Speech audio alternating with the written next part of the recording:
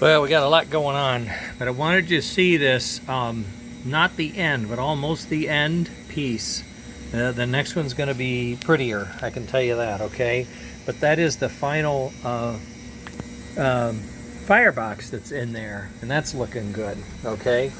I'm printing the final ash pan right now, and it's going to be different. It's going to be a lot cleaner and better, I think. And then I have 10 minutes. We're in the process of demonstrating or testing the program for cutting. That's a simulator that I'm watching, and I can see my dimensions, X, Y, and zeros, okay? I'm down, I start at 0.5, I'm down to 1.5. I'm still not near the metal. I've hogged out quite a bit with the drill bits. And but I wanted to test this in the air, and then I let it come down. And it's about, I'm oversized a little bit on this side, but I don't worry about that. I think that's going to be okay. We're going to come up here now. We're going to come down to the Z, as you can see, is going down to 2 now. So it's coming down to 2 from the 0.5, and I don't know if it's going to get close to metal now. Probably not. But part of this is to see if the cut's going to work. I had a loose coupling here, and this nut came loose, and I'm like, I don't understand what's going on here. How can this thing? And I checked it, and I tightened those up. Excuse me, I tightened those up, and then I brought him in and snugged him up, and then I had to do a recalibration. So getting this thing, oh, and these leads here were unplugged for moving things around, so my limit switch on the Z-axis was not operating. But once I got through the mechanicals and plugged it in, this thing is flawless. I got a pedestal, which is actually a corner from my train, so that chips aren't going to just fly up into the... I didn't want this to be down. I also have some shorter legs for the cutting table. This will lower this thing. It'll lower it, well, if I back away, you can see what I'm doing. From here to here. This leg is shorter, okay? So this board will fit in this slot and bolt in. So this bolt will be down here. So this table will drop down to here, which for me, you know, my hip is like right there. So it's a little high. So if I brought it down 6 inches, I think that would be better. And then I'll still have this little pedestal for my computer, which gets me up out of it a little bit. All right, so now we're going to be coming down to the Z height is going to be 2.5. So we're taking another 0.5 bite, but we're still down in the middle, so I really don't know how. I thought it was pretty close. Yeah, it should be pretty close. Should be pretty close to cutting as it gets to the outer edges. You know, all I have left are the outer edges to mill, and that makes it a nice square piece. That's what I like. Once I get a block of aluminum, like I want, that's softer, I'm going to be able to mill that almost completely.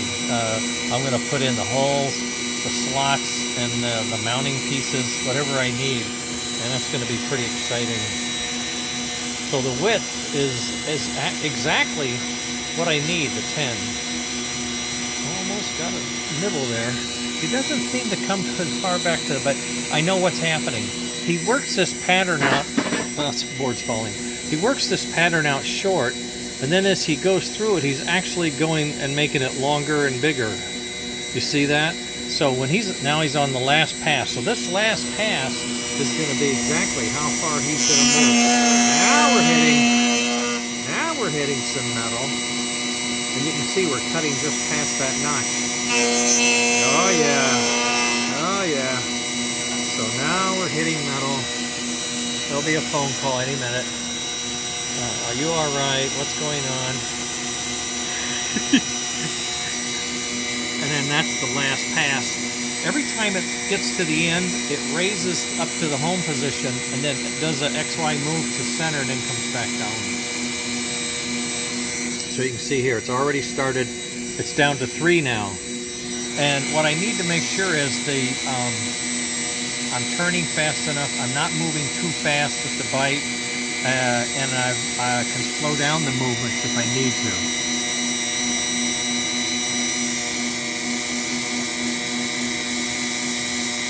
Oh, it's still too far away. That's the thing. Okay. So it's going to be hitting that. It looks like it's going to be hitting it.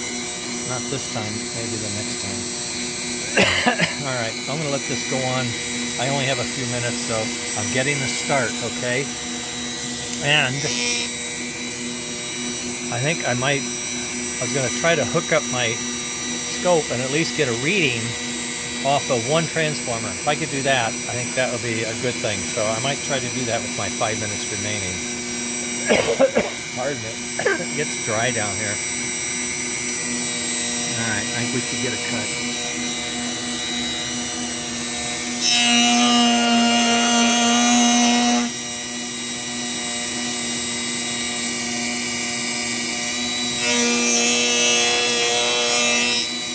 There you go. You can look in there, you can see that finished edge, really nice. This will take time, so I think what I'm going to do is well, I probably have to shut it off. I'll just shut it off and start at a lower position next time. I'm going to keep all my settings though, okay, because I have it. I got my settings. So I have the mouse over here, and I can do the pause. I can hit the pause button. It just stops and holds its position. Secondly, no, I think I am going to stop it. And I'm going to shut the blade off. And I'll go to my jog controller, and I'm going to raise this up. Yeah, it's raising it. It's just raising it up slow because I'm in machining mode. I just want it up above the part, you know, so I don't worry about anything taking off. Okay, that's good enough. Now, I'm going to go over and hook up my scope. I'll put this on pause if I get anything exciting.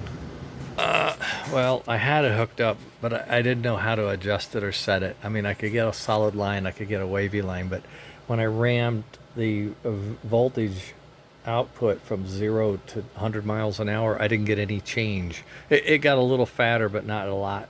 Not like I thought it. I thought I could set it to a set voltage and then raise it up, and if it went from 5 volts to 15, it would be 3 times bigger. You know, I don't know enough to know what I should see. Anyway, I'll get the book out and see what I can read on measuring AC. The other thing I needed to do was put it on my other transformer, get it calibrated, test it, and then push the horn and bell button, the steam whistle and the horn button, and see what it does. And that's the other kind of reverse engineering the signal. Anyway, that's the progress today. Not too bad. I got started. I'm finishing this thing. It's almost done, and I think it's going to look really cool. Okay, later.